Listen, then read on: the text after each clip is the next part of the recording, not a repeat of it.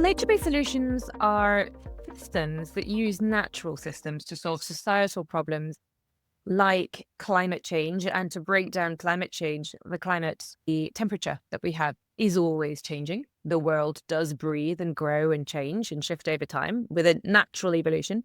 But the concept of climate change here is really, have we pushed systems that the natural cycles that we have known in our lifetime is rapidly tilting? The impact of water security and biodiversity loss, something that's not always embedded in a national GDP, in an impact on society, on how it grows. But actually, biodiversity encompasses all species and all ecosystems that are evolving in and around us. And if we see a very rapid decrease of this, it will impact food security and adaptiveness to general multi-benefit around cost efficiency and inclusivity and community-led living. So nature-based solutions is really the concept of integrating nature as a concept to be nature positive, not just nature neutral and putting nature into a urban city planning, but looking at integration of communities. This also might look very different in London as it might look in Kinshasa, as it might look in the middle of the Amazon. But it really is looking at an ecosystem-based and adaptive system, looking at so health, biodiversity, and climate, looking at locally tailored and cost-efficient solutions, and then inclusivity, so that it is sustainable and community-led. Those are the four main tenets of nature-based solutions. Welcome to the Smart Cities Council podcast. Smart Cities Council is an international organization aiming to create a safer, more beautiful, enabled, and resilient future for everyone, with more than 400,000 members and collaborators across the globe. Today, I welcome Grace Smith from Sagint to the podcast. Grace, may I ask you to introduce yourself and your expertise? Absolutely, and thank you so much for having me on the podcast, Fanny. My name's Grace Smith, and I'm based out of the UK. Right now, I am a nature-based solutions specialist and Senior Vice President, Environmental Operations for Sagint.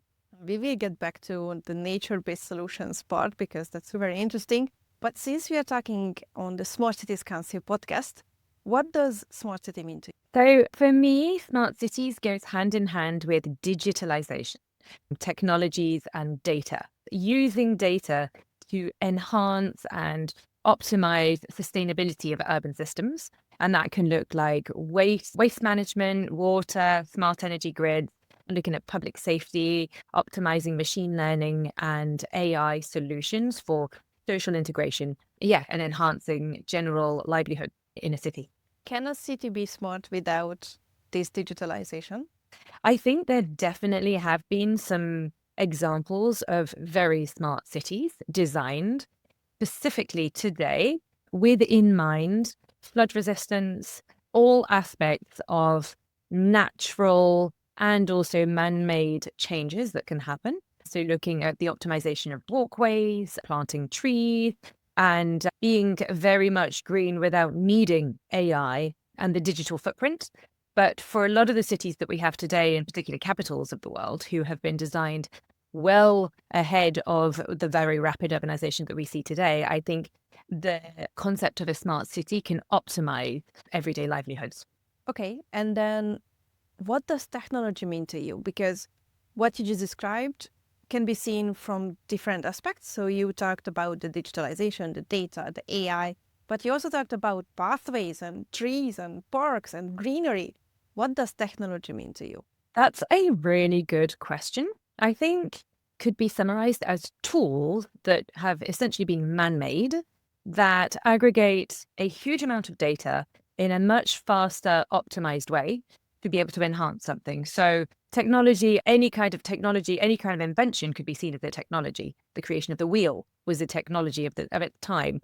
The fact that today we have quantum computing that can very rapidly calculate and optimize huge amounts of data to aggregate where might be the best way for waste management trucks to navigate through a city so that it's not creating traffic jams for the commute and the rush hour, or how to look at analyzing when there's rainfall during the rainy season in certain Far East countries, how to look at the wash off of water and how to enhance that is definitely something that I would say technology could be used. And so for me, technology today is through AI and machine learning that could be put to best use, but also renewable energy technologies and smart technologies to enhance renewable energy transition.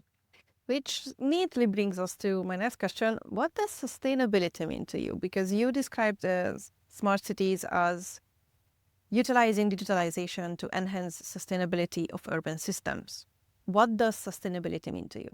A really good quote that I like from John Muir is that when you look at nature and you tug at nature, you realize that it was connected to everything. For me, the fact that the world has ecosystems and goes around with a variety of different species, it is uncontestable that humanity as a single species has quite a large footprint. And so in order for natural systems to continue to be sustainable, meaning ticking along with natural cycles, one has to look at the planetary boundaries that we're using, the resources that one is using, and in particular, if we're looking at the human species, how do we look at our footprint as not going beyond something that can naturally be kept? So if you're looking at food security, if you're looking at the creation of crops, how can this be done in a sustained way to keep things going and not go beyond natural capacity? And if we do go beyond natural capacity, how to enhance that with technology? I will throw in a curveball. Is it enough to sustain our systems?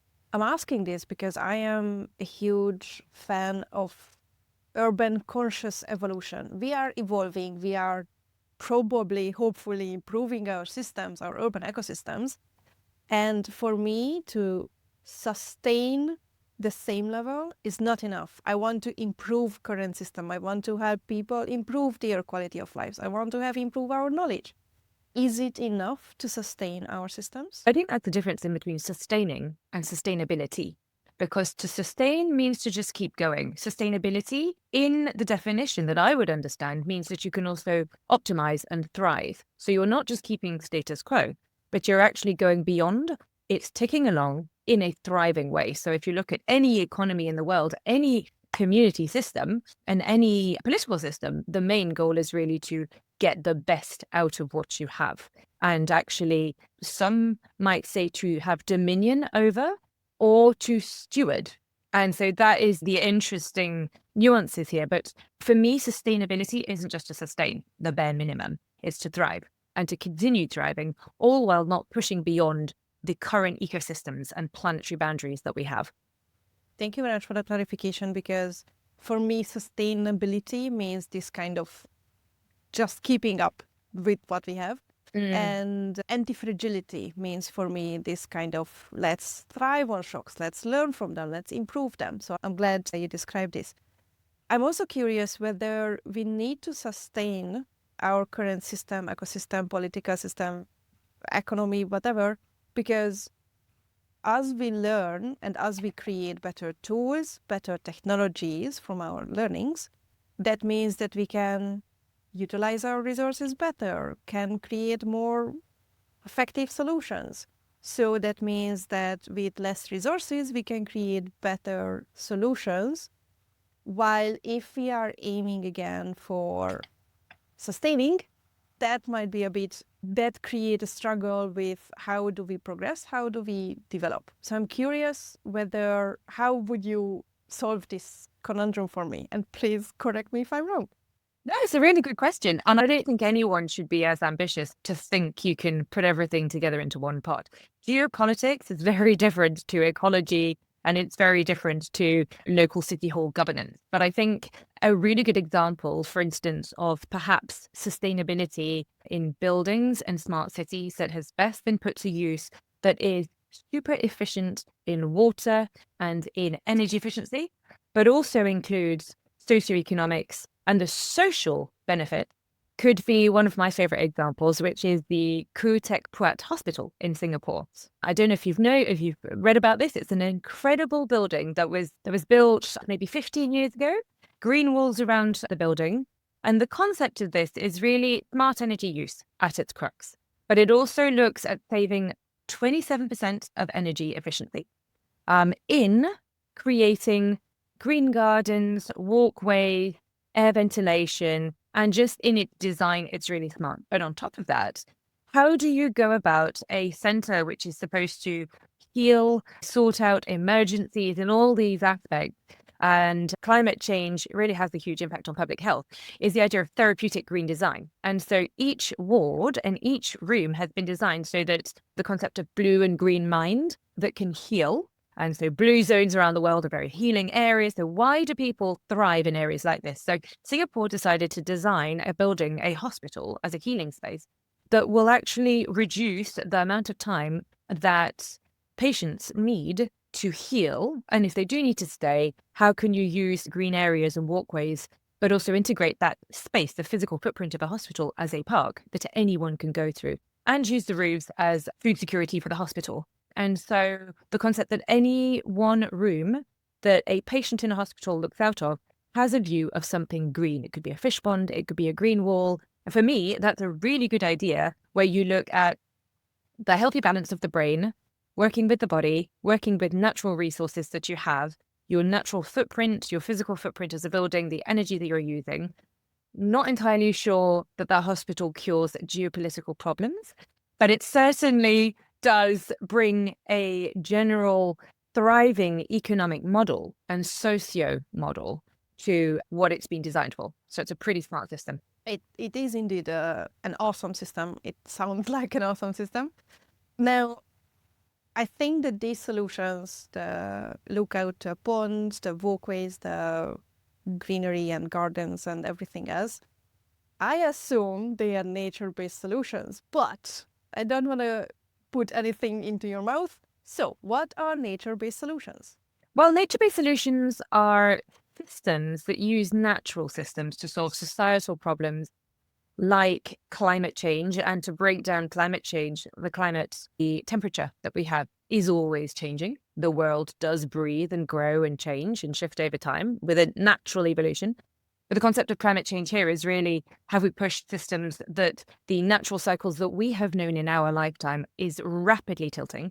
The impact of water security and biodiversity loss. City is something that's not always embedded in a national GDP, in an impact on society, on how it grows, but actually biodiversity encompasses all species and all ecosystems that are evolving in and around us. And if we see a very rapid decrease of this, it will impact food security and adaptiveness to general multi-benefit around cost efficiency and inclusivity and community-led living. So nature-based solutions is really the concept of integrating nature as a concept to be nature positive, not just nature neutral and putting nature into a urban city planning, but looking at integration of communities. This also might look very different in London as it might look in Kinshasa, as it might look in the middle of the Amazon. But it really is looking at an ecosystem-based and adaptive system, looking at so health, biodiversity and climate, looking at locally tailored and cost-efficient solutions, and then inclusivity, so that it is sustainable and community-led. Those are the four main tenets of nature-based solutions. Very holistic approach. Now, I'm curious. Sometimes we talk about this era is the Anthropocene era, where we think more from the person's or the human perspective. And when we talk about sustainability, people usually also bring up that we lost focus on nature. Does nature-based solution bring in more of this nature focus? Or because you mentioned community in one of the pillars. So I'm curious whether it's more of a balanced approach or more shifting the pendulum towards nature. How does this work? Really good question. And yeah, Anthropocene, anthropology, people at the center is really the area that we live in today. When I was doing my master's in climate change mitigation and adaptation, I had been living for about 8 years at this point in Cambodia. And I had dubbed our era as the Plasticine. We're living in a plastic era. Fossil fuels made into plastic and anthropology, Anthropocene, Plasticine. Yeah, I think we do live in a human-centric era.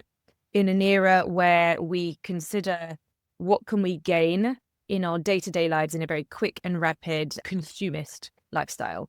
I think nature-based solutions, definitely using community is essential, but you have to educate people. The example being in Cambodia, what really got me into what I do today is noticing single-use plastic. And as a British woman living in the city, having seen the evolution of waste management and growing pains of the city growing too quickly with not enough resources put into waste management, I realized this is atrocious. What is happening? Why is there plastic everywhere? Why do people throw?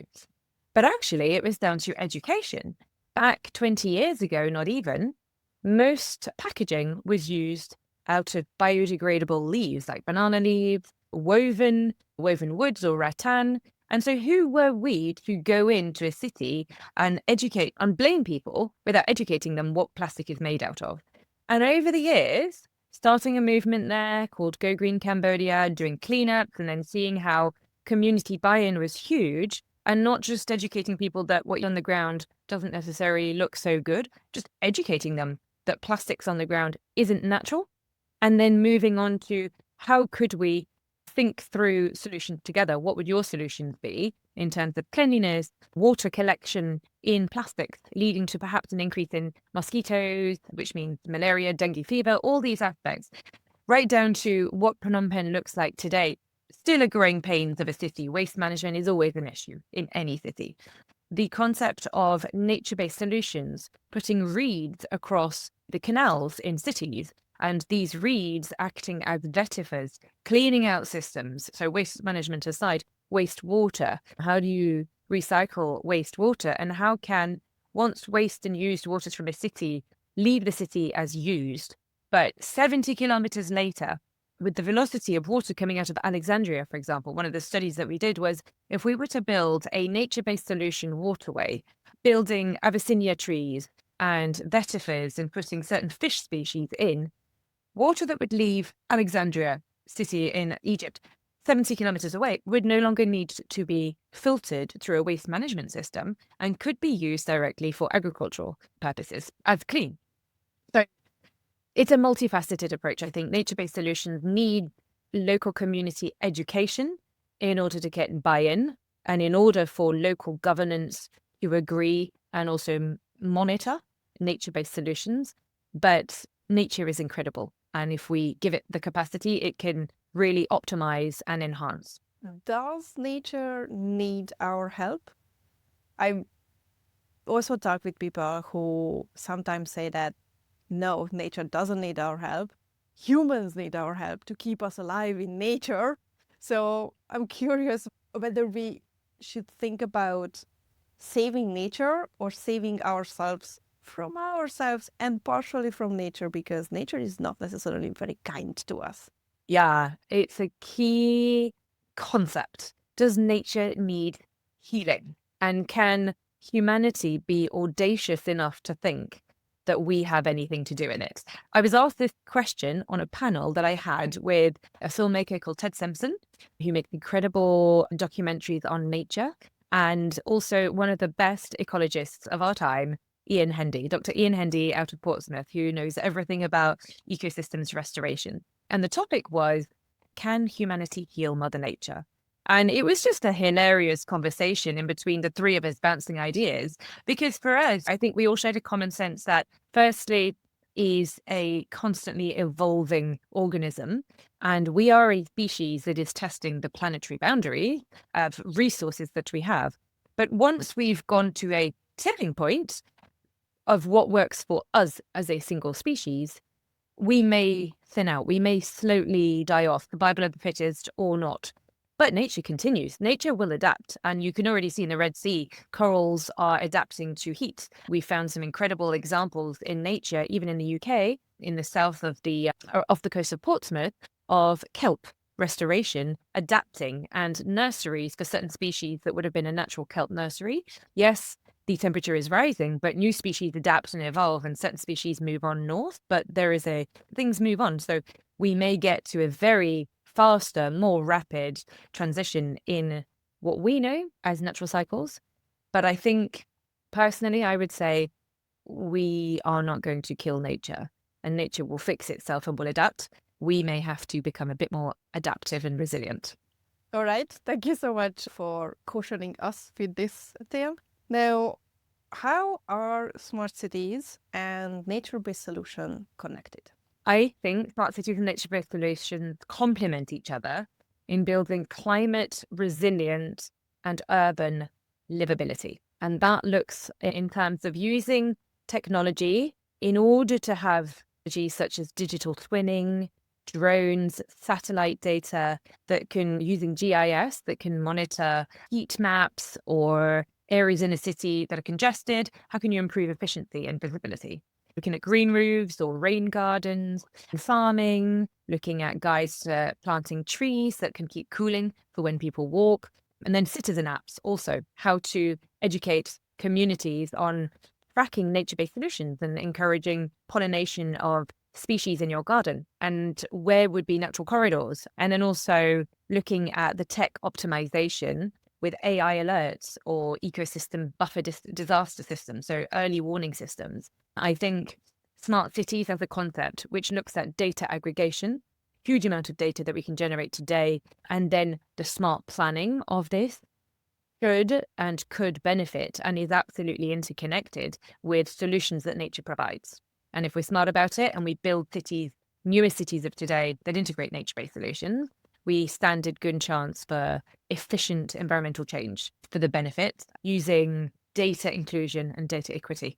So allowing, in terms of data inclusion and data equity, is the concept of anyone, not just local government decision makers who create policy, but also individuals on the ground, autonomous region, to really grasp understanding of what data is, the aggregation of it, and how to implement it locally.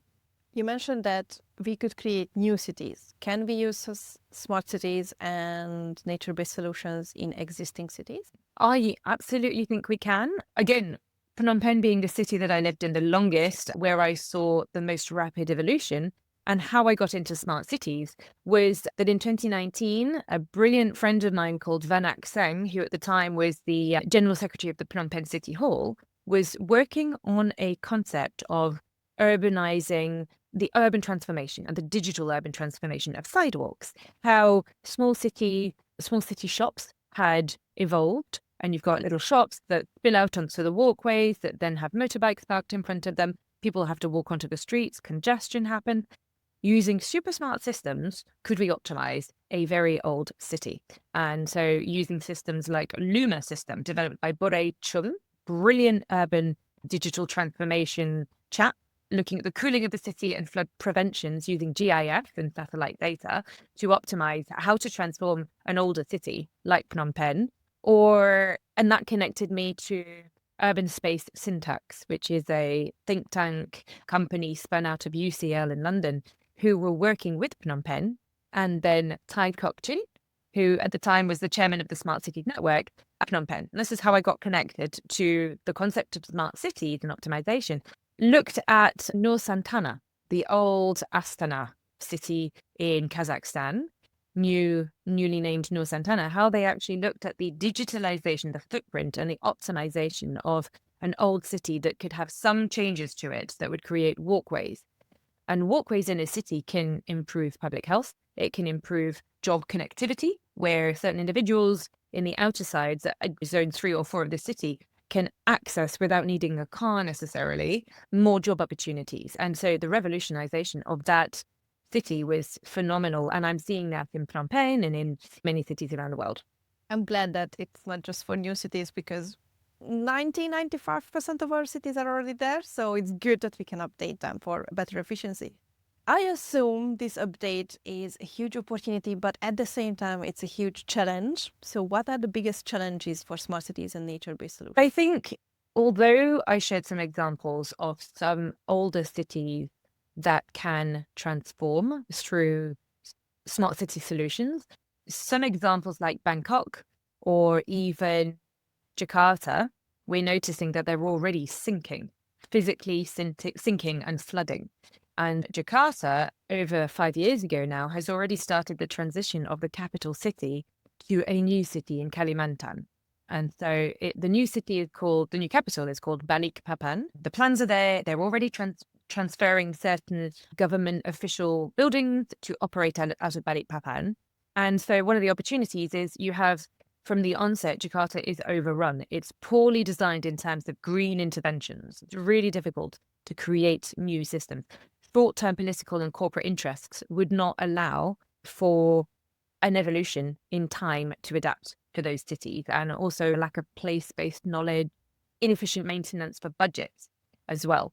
But opportunities will arise from those in newer places. And so if you can transition certain cities that are ailing, that are sinking because of natural shifting of geographical areas, or because a city has grown too fast, means that if you create a new system, you can look at natural flood systems, storm surges that might happen, like Miami is tackling a lot of issues with storm surges because of hurricanes. How do you adapt to that? Do you transition a city? Do you move everybody out? Or do you still have the opportunity to create solutions that may be nature inspired or nature based? It's fascinating to listening to you while you explain your research and projects and friends you worked with, because it comes clear that you have had many experiences working with nature-based solutions. Why are you working in this field? Been fortunate to grow up living in quite a few different countries. I was born in the UK, but then grew up for the first few years of my life in China and Hong Kong, and then moved to France, where I spent most of my life until I was 18. And then I lived in Southeast Asia, and I'm now back in the UK. I've always been given this seed of adventure and interest in nature because I've seen the most incredible places. Guilin, beautiful stone forests of China, right through to the Alps. And so we would always camp as a kid. Our holidays was camping in a tent. And I remember the most pivotal moment, I think, in my life that has made me do what I do today was when I was in the Alps and we were visiting a glacier. And as we went through a small metal bridge that led us under the glacier, I saw a chap, it must have been an ecologist or a climatologist probably, that was measuring the velocity of the speed at which the glacier was going over a rock. So the rock was here, the glacier's going like this, small gap in between the rock, and he was drilling in a very simple kit piece that he'd created, which was a bicycle wheel. And on the side of the bicycle wheel, on the wheel itself, was a tape measure. And I was about 7 or 8 years old, and I was fascinated. And I said, "What are you doing?" And he said, "Oh, we're measuring the speed at which glaciers are moving." Year on year, as I've gone back to the Alps and seen the rapid decline of glaciers, it is uncontestable that nature changes and shifts. And so I've always been fascinated at looking at the sacred geology of nature, looking at flowers, looking at the interconnectedness of nature, and how, to me, there has to be some sort of alchemist or creator behind this because it's a pretty perfect design out there. If I'm seeing systems that are naturally occurring that work well, how can we integrate them? I find it fascinating. I find also that it's a healing aspect for me. Going outside, green and blue places are just very calming and exciting to my soul. So yeah, that's possibly why I do what I do. I'm glad you had this amazing opportunity to immerse yourself when you were a kid into this knowledge or curiosity, because that comes clear that you are very enthusiastic about this. What would you recommend for people who want to learn more about nature-based solutions? How can they start? I think it can start at home. So it depends where you live around the globe, but it can start as simply as going to a green space in your town. If you have a garden, go into your garden and just sit.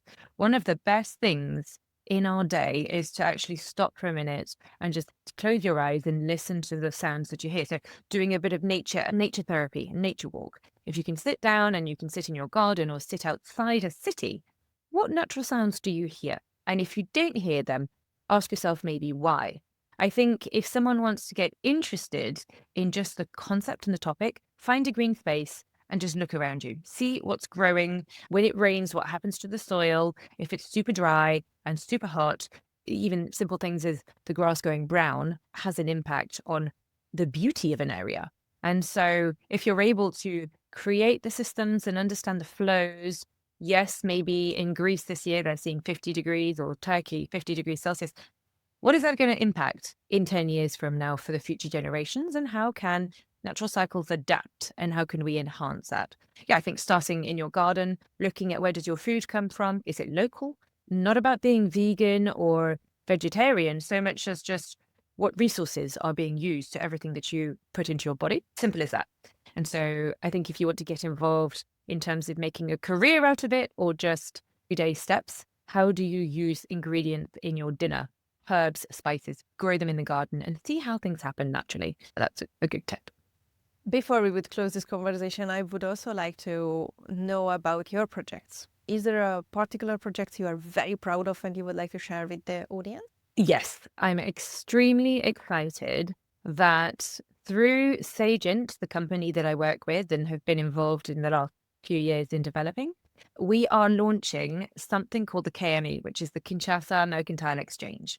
Never in my wildest dreams did I think I would see myself working on a commodities exchange, brainstorming, creation, and rollout of a country, notably the DRC, which I have traveled to quite a few times, which is not my natural country of origin. But the Kinshasa Mercantile Exchange has a main goal. The main goal is to create the monetization of ecosystems, and in doing so, for key commodities. We know that the DRC has about 60% of the world, 60 to 70% of the world's cobalt and rare earth minerals coming out in a very non-compliant, non-transparent way due to the past 30 years of war. 27th of June this year was a peace decree and a ceasefire in between armed conflict, which is now bringing to fruition years of planning, of research and governance adaptation in country to be able to create a empowerment of communities to understand what is green finance, how is green finance being deployed internationally, and how can we harness that well? And so creating governance at top level, right through to microfinance and community buy-in from community-led forestry management. The Kinshasa Mercantile Exchange is going to look at commodities of 4 types. So the asset of mining, the assets of agriculture, energy, hydroenergy, renewable energy, and eco asset. An eco asset means biodiversity credits or ecosystem restoration credits or carbon credits. And in order to do that, how do you look at the National Action Plan, which tackles food security, diversification of the economy, job creation over 10 years? We're talking over 100,000 jobs will be created purely just through this mercantile exchange. But what it will do will also tackle the opening of the Kivu-Kinshasa Green Corridor, which is the new corridor. When you look at the size of the DRC, it's the size of Europe, or a little bit more actually. And you have a huge issue of decentralization. Cities aren't connected. You don't have big roads. And the risk is, how do you look at the risks and the opportunities of opening a corridor through the jungle? It's going to have a huge positive impact for social and economic inclusion, but it has risk. So how do we create traceable, transparent, digital data that can allow for confidence for investors to come in, but also train up through agro, through environmental solutions and masters, PhDs one day will be coming out and postdocs will be coming out of the country from local communities and local Congolese to be able to understand their land, use it better, and have data equity. So we're very excited that the Kinshasa Mercantile Exchange is really bringing the democratization of data and enhancing natural resources. This is amazing. And Grace, please keep up this good work because this is very exciting. I want to be respectful of your time. So thank you so much for your time today. And thank you for your answers. Do you have any closing comments or requests for the audience? I would just say whenever anyone is feeling a little depressed, there's a great book called Active Hope. Active Hope is a wonderful book. We live in an age where there can be climate change intensity from data, from intensity of natural disasters or too much information that we know, and also seeing things that happen outside that we might feel today. But I think hope is a phenomenal asset that we all have.